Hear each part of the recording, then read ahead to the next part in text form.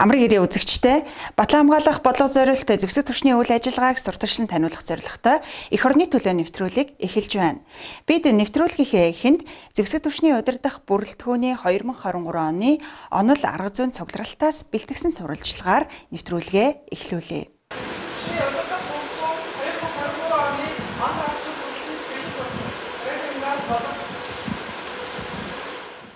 Зэвсэг түвшний сургуулийн жилийн эхэнд уламжлал болгон зохион байгуулагддаг зэвсэг түвшний удирдах бүрэлдэхүүний онол арга зүйн цугларалт 10 дугаар сарын 3-наас 4-ний өдрүүдэд Төв аймаг болон зэвсэг түвшний хорой замын цэргийн командлын материалын баазыг түвшиглэн зохион байгуулагдлаа. Энэ удаагийн цугларалтын зорилго нь удирдах бүрэлдэхүүнд байгууллагын өөрчлөлтийг удирдах онол арга зүй, сэтгэлгээний шинжилгээний талаар мэдээлэл хүргэх, харилцан туршлага солилцох, зэвсэг түвшний 2023-аас 2024 оны сургуулийн жилийн цэргийн сургалт бэлтгэлийн зорилго, зориулт, зохион байгуулж явуулах онцлог, цаашид авч хэрэгжүүлэх арга хэмжээний талаар нэгдсэн ойлголтод хүрэхэд чиглэгджээ. Цугларалт өөрчлөлтийн менежмент ба цэргийн сургалт бэлтгэл сэдвийн хүрээнд өрнөсөн юм а. Аливаа өөрчлөлтийг хэрэгжүүлэхэд зөв төлөвлөлт хамгийн чухал. Өөрөөр хэлбэл бид өөрчлөлтийг хэрэгжүүлэхдээ хэрэгцээг танин мэдэх, зорилго зорилтоо тодорхойлох, хүчин зүйлээ онцлох, арга хэрэгслээ сонгох, төлөвлөх, хэрэгжүүлэх гэсэн үе шатуудад зүйтэй уялдуулан зохицуулах хэрэгцээтэй байдаг. Тиймээс бид байгууллага хамт олонно ирээдүйд хөтлөхийн тулд удирдлагын арга барилдаа өөрчлөлтийн удирдлагыг хэрэгжүүлэхийн зэрэгцээ цэргийн сургалт бэлтгэлтэй уялдуулан энэ чиглэлийн сургалт мэдээллийг бие бүрэлдэхүүндээ өгөх, түүнийг эрчимжүүлэх, тодорхой ажил арга хэмжээ зохион байгуулах нь зүйтэй бий бас энд онцолж байна. Зэвсэг түвшний үйл ажиллагаа бас өөрийн дүрм журмтай онцлогтой. Иргэний байгууллагуудыг бодоход бас нэлээд үйл ажиллагаа нь хязгаартай, нарийн зохицуулалттай, дүрмтэй явдаг. Хэдийгээр дүрмээр зохицуулагдсан гэсэн бид нар цаг үетэйгээ хөл нийлүүлж өөрчлөгдөх шаардлага байна. Цэрэг татамдан ирж байгаа залуучуудын сэтгэлгээ өөр болсон. Тэдний боддог сэтгэлдэг өөр болсон. Энийг дагаад бид нар хөгжих ёстой. Байгууллага хөгжих ёстой, удирдлага хөгжих ёстой, сургалтын үйл ажиллагаа хөгжих ёстой. Тэр энэ шаардлагын захиалгаар энэ сургалт онол арга зүйн сургалт явагдаж байна. Бид нар олон гарц гаргалгааг ярьлаа. Харин энийгээ бид нар яаж хэрэгжүүлэхийг анги байгууллага дээр очиод хэрэгжүүлэх энэ асуудал байна. Ер нь яг саяын энэ сургалтаар ярьж байгаа энэ сэтэл өгöd байгаа зүйлүүд бол хэрэгжих бүрэн боломжтой. Ангийн удирдлага энэ дээр тэр олон ойлголтуудыг нэгтгэж байгаа. Тухайн анги дээр хэрэгжүүлээд явахад манай залуучууд их бололцоотой болсон. Өнөөдөр залуу авчаар ахлагч нар маань манлайлал, энэ шинэ сэтгэлгээ, өөрчлөлт гэдгийг өөрсдөө санаачлаад аваад байдаг болцоочоос удирдлагууд энийг ойлгоод авсан нь чухал. Одоо зөвхөн залуучуудаа сэтлэгэл чаш навчвал үр дүнтэй ажил болно гэж үзэж байна. Цугларалтад зэвсэг түвшний жанжин штабын удирдлагууд, төрлийн цэргийн командлагчид, барилга инженерийн цэргийн удирдах газар, зэвсэг түвшний нэгтгэл ангиудын захирагч нар хамрагдсан юм.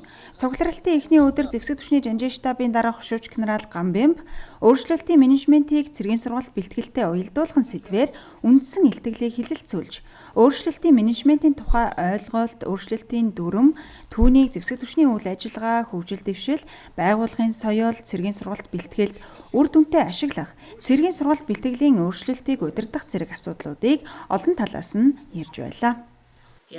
За цэргийн сургалт бэлтгэлийг өөрчлөлтийн талаар 2 өдөр удирдах бүрэлдэхүүн өөрсдийн санаа бодлоо солилцлоо. Энэ нь бол зайлшгүй зэвсэг түвшний сургалт бэлтгэлийн онцлог тохирсон өөрсдийнх нь зүй ёсны хэрэгж хог үний зүгээс үзэж явдаг. Тэгээ энэ үүднээсээ бас энэ цаг үеийн болсон сургалт бэлтгэл онол арга зүйн сургалт маш сайхан үр өгөөжтэй шинэлэг арга хэлбэрээр зохион байгуулагч байна гэж үзэж байна. Баруун бүсийн ангийн хувьд уулархах газрын оройнд байлдааны ажиллагаа явуулахад жижиг үлгийн байлдааны ажиллагаанд төлөвлөх, эрэг зохион байгуулж явуулах тал дээр өнгөрсөн жилүүд төлхөө анхаарч сургалт бэлтгэлийг зохион байгуулсан.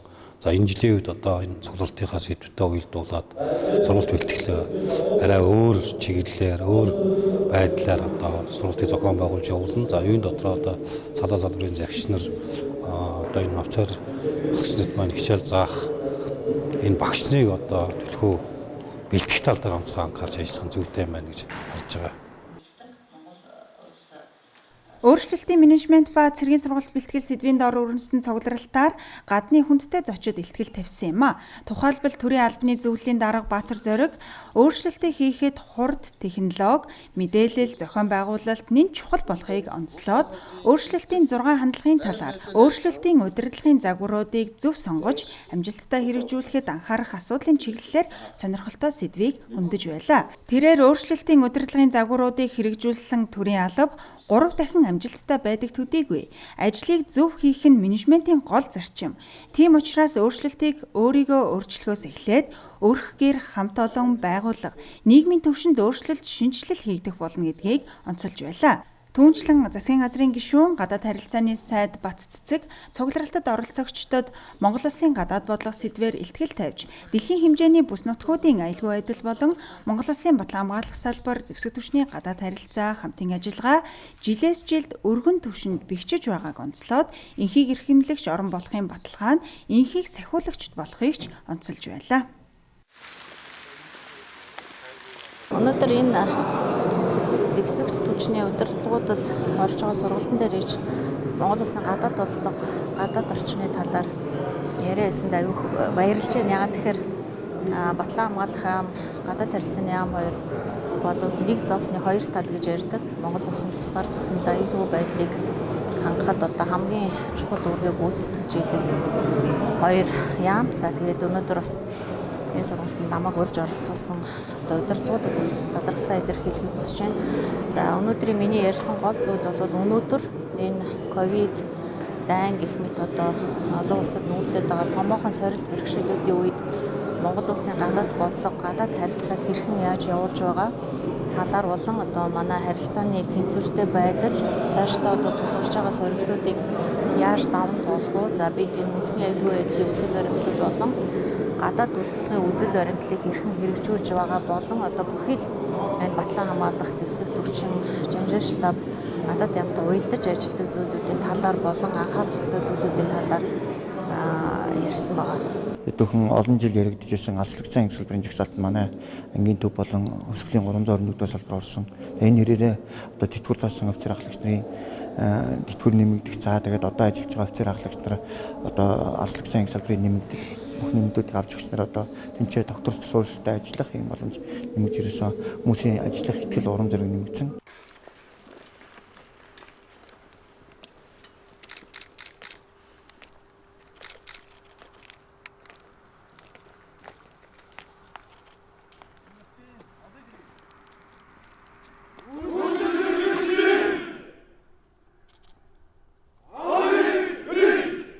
Монгол Улсын ерөнхийлөгч зэвсэг түвшний ерөнхий командлагч Ухнагийн хөрөлсөх зэвсэг түвшний удирдах бүрэлдэхүүний онол арга зүйн цугларалтад оролцож үүрэг чиглэл өглөө.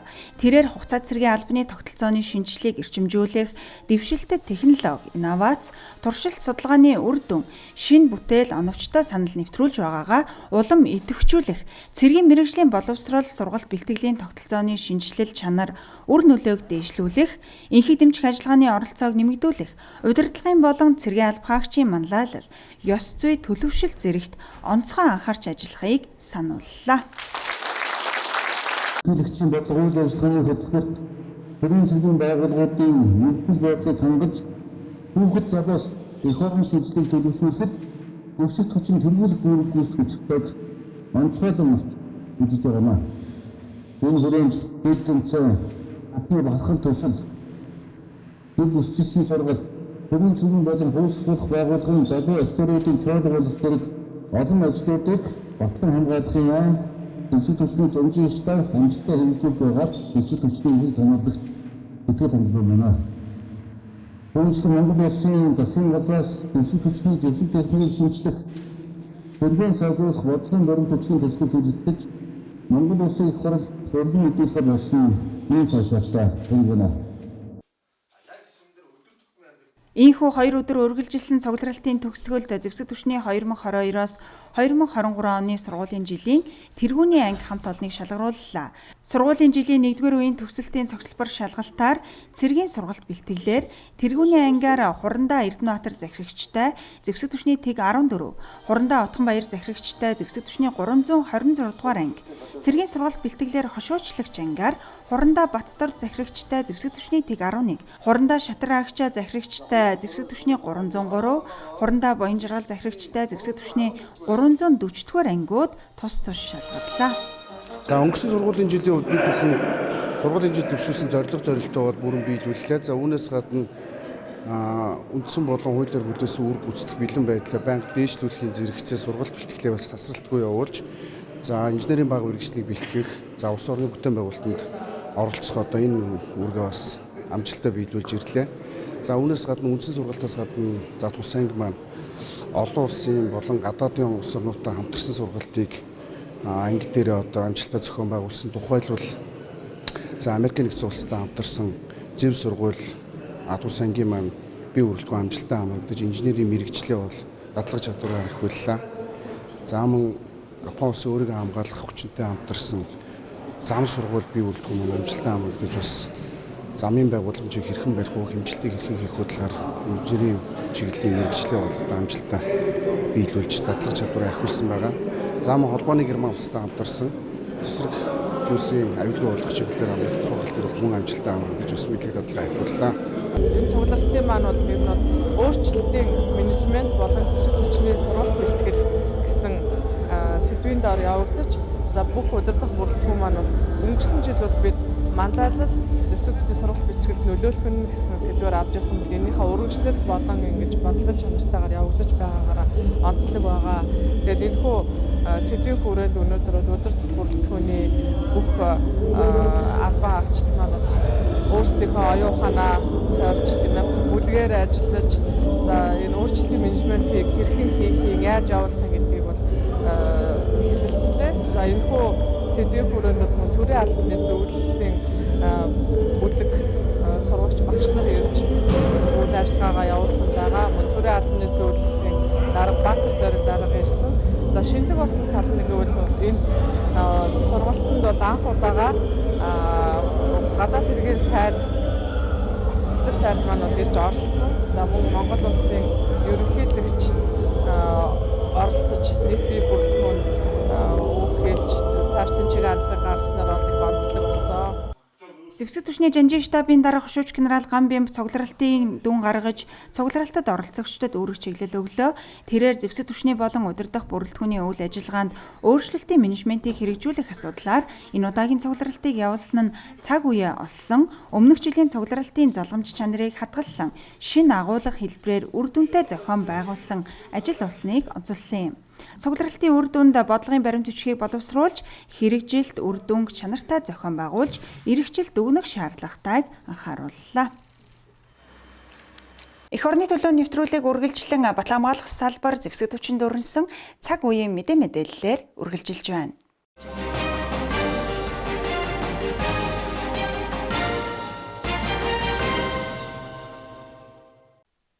Монгол улсын урт хугацааны хөгжлийн бодлого Алсын хараа 2050 түүний эхний үе шатбуулах шин сэргэлтийн бодлогын агуулга хөрх үрдэн төр зэхээс гаргаж буй бодлого шийдвэрийн уялдаа холбоог хугацаад цэргийн алба бааж буй залуучуудад таниулж уг бодлогыг хэрэгжүүлэхэд залуу хүний оролцоог нэмэгдүүлэх зорилгоор богино хугацааны сургалтыг засгийн газрын хэрэг эрхлэх газрын харьяа удирдлагын академи зэвсэг түвшний жанжин штабын сургалт бэлтгэлийн газар хамтран 2 үе шаттайгаар зохион байгуулсан. Тус сургалтаар бэлтгэгдсэн сургагч багш нар Улаанбаатар цэргийн хүрээний зэвсэг түвшний нэгтгэл ангийн нийт 1000 гаруй хугацаа цэргийн алба багштад Алсын хараа 2050 шин сэргэлтийн бодлого хүний хөгжил амар тайван аюулгүй нийгэм зэрэг агуулгын хүрээнд богино хугацааны сургалтыг явуулсан юм а. Харин уг сургалтын төгсгөлд Монгол улсын ерөнхий сайдад хаягдсан захидал бичих болон хөгжлийн бодлогыг хэрэгжүүлэхэд залуучууд бидний оролцоо сэдвт эсээ бичлэхийн уралдааныг зарласан бөгөөд нийт 85 эсээ ирүүлснээс зэвсэг түвшний тэг 13 дугаар ангийн дэдагтагч Батэрдэн, тэг 17 дугаар ангийн дэдагтагч Мөнхөргөл, тэг 16 дугаар нэгтгэлийн байлдагч Батүршиг, 326 дугаар ангийн байлдагч Эрдэнэ далайн нарын бичсэн эсээ шилдэг тав шалгарч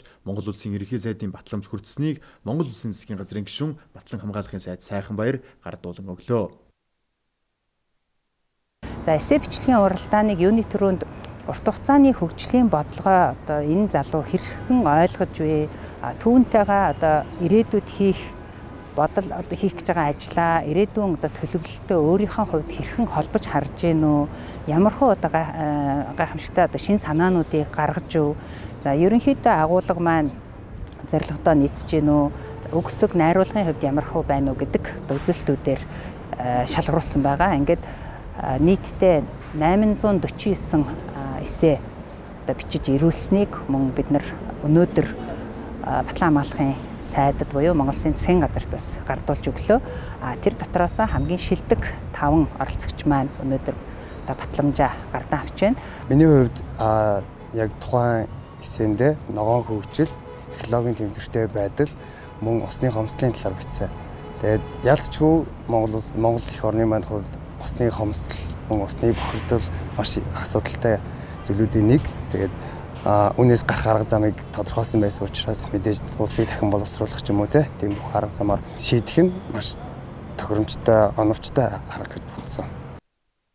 Дашрам дурдахад эдгээр 5 хугацаа зэргийн албаагчийн 2 нь ахлагчийн албанд дэлсэн зэвсэг түвшний шин залуу албаагчдын игнэнд нэгдэж улс орны бүтээн байгуулалтад оролцож байгаа юм а.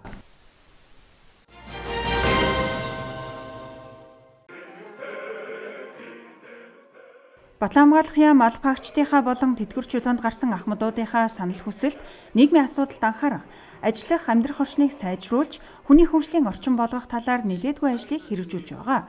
Үүний үр дүнд Батлан хамгаалах яам зэвсэг түвшний жанжийн штаб төрийн яамд агентлагуудаас анх удаа ахмадын болон албаагчдын хөгжлийн төвийг барьж ашиглалтад орууллаа. Нээлтийн үйл ажиллагаанд улсын хурлын гишүүн Инх Баяр Батамгалан, засгийн газрын гишүүн Батлан хамгаалахын сайд Сайханбаяр, зэвсэг түвшний жанжийн штабын дарга хошууч генерал Гамбимт тэргүүтэй албаныхан болон ахмадууд оролцсон юм а.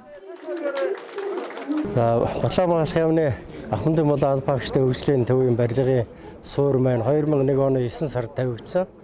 Тэгээ үндсэндээ 2 жилийн хугацаанд энэ 8 давхар барилга баригдаад ингээд ашиглалтанд орлоо. Энд нэгдүгээр давхартаа болохоор урд хэсэгтээ төлөвлөж байгаагаар бидний одоо төлөвлөж байгаагаар бол өдрийн цагаар ахмадууд ирээд чөлөөтэй теннис тоглолцдог. Орой үеийн цагаар нь бүжиглждэг. Ийм байхаар төлөвлөж байгаа. Хоёр давхарт нь бол Батлан хамгаалах яам зэвсэг түвшний жанжийн штабын ахмадын хороодын албан тасалгаанаас гадна нэг томоохон юм гэхээр том шатрын клуб нэгдэж байгаа. Мөн одоо чирэгжүүлэлтийн хэсэг байгаа. Тэрэнд нь бол одоо ахмадууд эрүүл мэндэд анхаарч дасгал хөдөлгөөн хийх тийм боломжийг хангахаар төлөвлөсөн байгаа.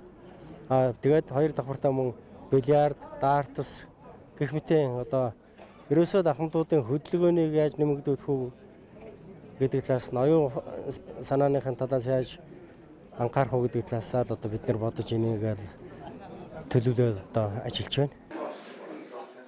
Тус хөгжлийн төвд ахмадууд чөлөө цагаа ая тухтай өрөөгөөжтэй өнгөрүүлэх, төрөл бүрийн сурвалж зохион байгуулах, залуучуудтай хамтарч ажиллах, зөвлөх, амралт соёлын ажлууд өрнөх юм.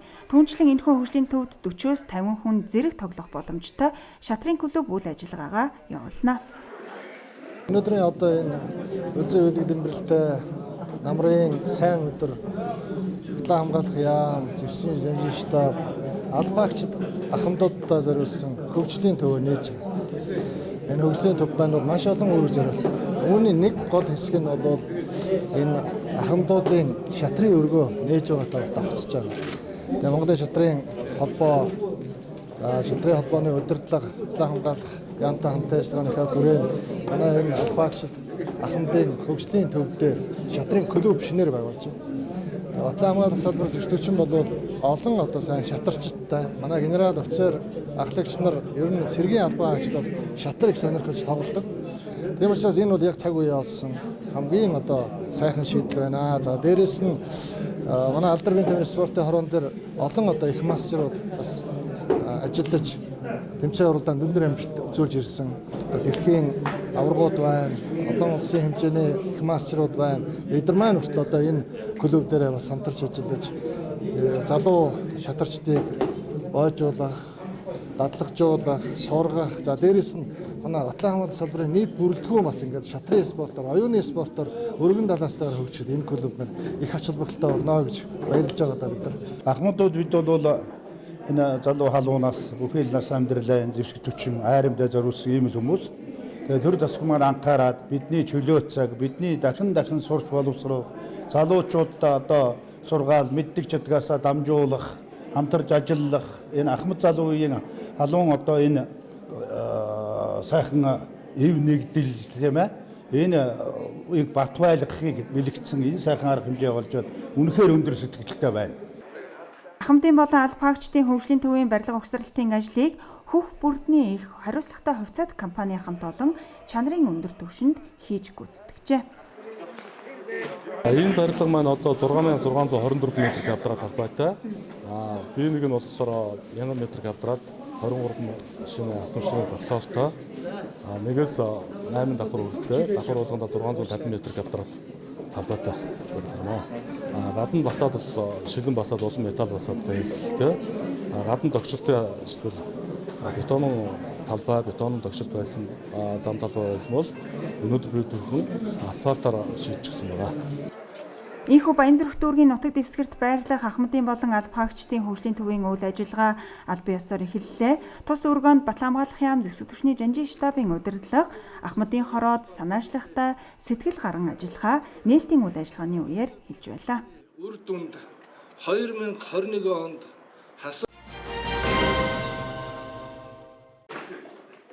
Монгол Улсын иргэн үндсэн хуулийн дагуу цэргийн алба хаах үүрэгтэй. Энэхүү үүргийг биелүүлэхэд хугацаад цэргийн алба, оюутан цэрэгт хамрагдах, цэргийн дүүцүүлэх албыг биеэр болон мөнгөн төлбөрийн хэлбэрээр орлуулан хаах, цэргийн жинхэнэ албыг биеэр хаах зэрэг төрлүүдээс сонгон алба хаах боломжтой юм а.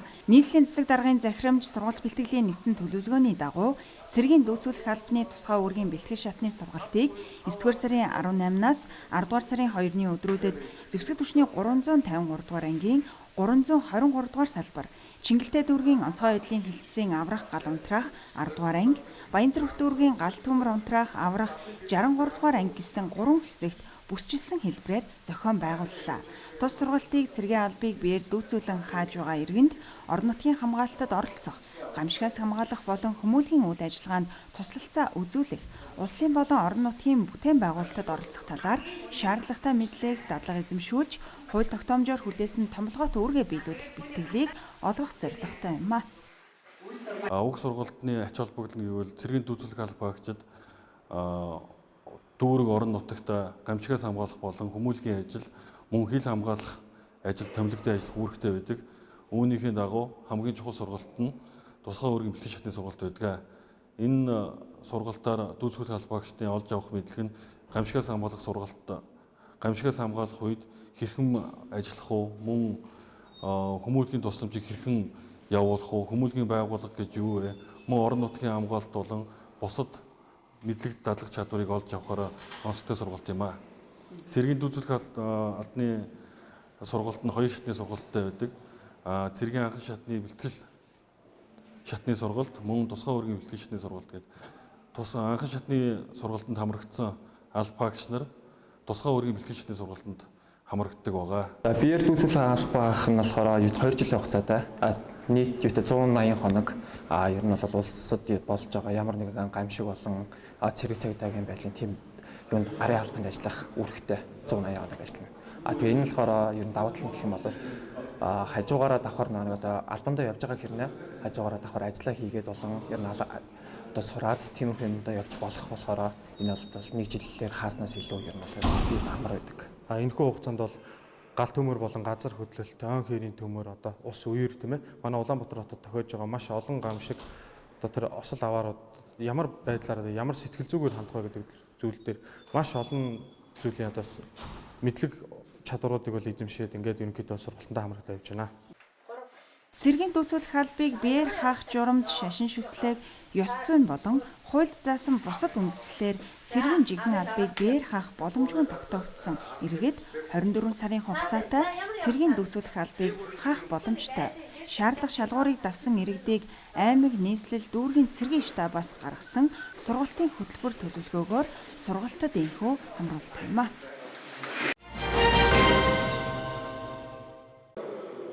Зэвсэг түвшний цэргийн сургалт бэлтгэл хариуцсан албан тушаалтнуудын 2023 оны мэрэгжил арга зүйн цугларалт зэвсэг түвшний сургалтын нэгдсэн төвд зохион байгуулагдлаа. Цугларалтад зэвсэг түвшний нэгтгэл анги салбарын захирагчийн орлогч, сургалтын албаны дарга, соёл хүмүүжлийн офицер, сэтгэл зүйн хангалтын офицер, биеийн тамир спортын офицер болон цэргийн гардан тулаан, амьд гарах арга ухааны сургагч багш нар хамрагдсан юм а.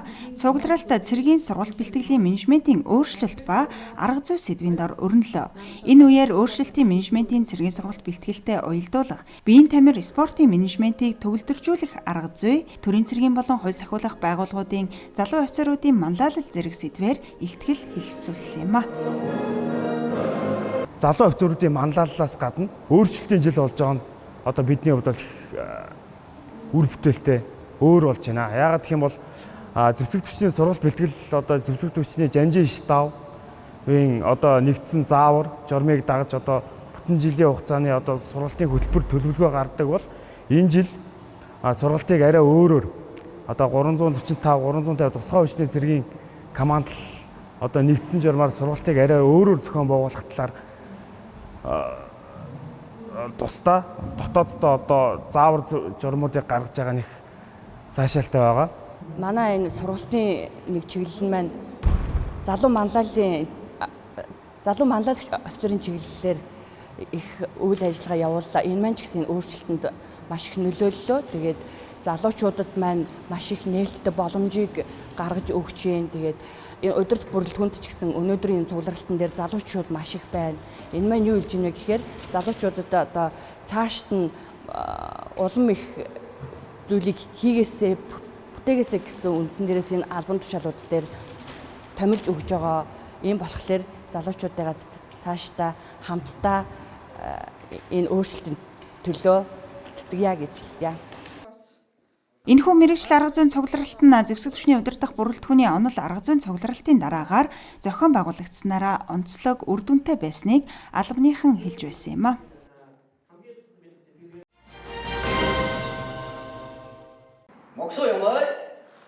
Зэвсэг түвшний жанжин штабын сургалт бэлтгэлийн газар Шинко Кушинка каратегийн сүлдэт дайжд клубтэй хамтран зэвсэг түвшний гардан толооны сургагч багшийн агсан шатны дамжааны сургалтыг хичээллүүлж байна. Тус сургалт нь өмнө 45-90 хоногийн хугацаанд 2 удаа хичээлсэн юм а.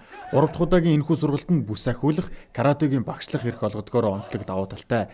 Энэ сургалтад хамрагдсан 29 ангийн алфаагчид анги байгууллагынхаа байнгын бүрэлдэхүүнд гардан толооны хичээл сургалтыг заах юм а. Энэ сургалт бэлтгэлийн гол зорилго нь гардан талааны сургагч багш нарыг дадлагжуулах, тэдэнд бүс зэрэглэл олгох, тэдний ур чадварыг нэмэгдүүлэх, Кёкушинка каратегийн системтэй сургалтаар дадлах чадвар олох ийм сургалт маань ингээ 3 дахь жилдээ зохион байгуулагдаж байна. Энэ удаагийн сургалт маань буцаад одоо энэ сургагч багш нараа заасан техник, ур чадварыг нь сэргээхийн тулд 14 хоногийн хугацаатай явуулж байгаа. Сэргээгээд бүс зэрэг олгох, дээрэс нь багшлах эрх олгох юм сургалт 3 дахь жилдээ зохион байгуулагдаж байна. Энд бол одоо сурсан юм бол маш их байгаа. Одоо гал бүрийн гар хөлийн одоо өвдөг тохоо бүх одоо холбоос техникүүд тийм техникүүдийг бол нэлээд сурсан. Тулаан хүний хөнгөдөг бол ерөнхийдөө яг бүх тулааны спортыг гэрн судалж явах тийм юутай гэж би боддог юм. Тэгжээж бас өөрийгөө бас тийм тулаанч гэж хэлэх ёстой болоо тэгээ дараагийнхаа одоо анги байгууллагад очиод ингээд зааны нэтлэг гэдэг чинь бас нэлээд мэдлэгтэй байжээж бас хүнд юм тийм заах болохоор бас тулааны бүх төлөвлөгөөр бас явах хэрэгтэй гэж би боддог байна. Мэргэжлийн зэрэг зүйрлсэн чадварлаг зэвсэг түвшнийг бүрдүүлэхэд цэргийн албаагч бүр цэргийн иргэн мэдлэг болон бие бэлтрийн өвдөх шхүмүүжлэлтэй байх шаардлагатай байдаг. Ийм ч учраас цэргийн албаагчдынхаа бие бэлтрийн бэлтгэлжилт бэлэн байдлыг дээшлүүлэх чиглэлээр анхаарч байгаа энэхүү арга хэмжээ нь олон төрлийн ач холбогдолтой юм а.